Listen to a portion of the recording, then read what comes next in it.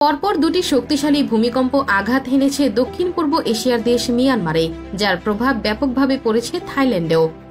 ফলস্বরূপ 7.7 মাত্রার এক ভয়ঙ্কর কম্পনে ধসে পড়েছে 30 তলা একটি ভবন, যেখানে ইতিমধ্যে আটকা পড়ে নিখোঁজ হয়েছেন 43 জন শ্রমিক। ঘটনাটির চাঞ্চল্যকর এক ভিডিও এখন সোশ্যাল মিডিয়ায় ভাইরাল। থাইল্যান্ডের রাজধানী ব্যাংকক সহ এই অঞ্চলের অন্যান্য স্থানেও কম্পনের খবর পাওয়া গেছে। মিয়ানমারের এই ভূমিকম্প ব্যাংককে বেশ তীব্রভাবে অনুভূত হয়েছে এবং কম্পনের তীব্রতায় নির্মাণাধীন ভবন ধসে পড়ার ভিডিও ফুটেজও সামনে এসেছে, যেখানে দেখা গিয়েছে কিভাবে কয়েক সেকেন্ডের মাঝেই ভবনটি মাটির সাথে মিশে যায়। আতঙ্কিত লোকজন দ্রুতই স্থানটি ছেড়ে নিরাপদ জায়গায় যেতে প্রস্তুত হন। এই নিয়ে বার্তা সংস্থা এএফপির তথ্য বলছে, ভূমিকম্পের কারণে থাইল্যান্ডের রাজধানী ব্যাংককে একটি নির্মাণাধীন 30 তলা সরকারি অফিস ভবন ধসে পড়েছে। সেখানে কর্মরত অন্তত 43 জন শ্রমিক ভেতরে আটকা পড়েছেন বলেও জানিয়েছেন স্থানীয় পুলিশ ও মেডিকেল কর্তৃপক্ষ।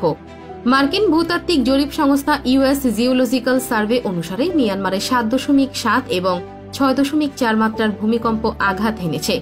এছাড়া থাইল্যান্ড এবং এই অঞ্চলের অন্যান্য স্থানীয় শক্তিশালী কম্পন অনুভূত হয়েছে বলে জানা গেছে।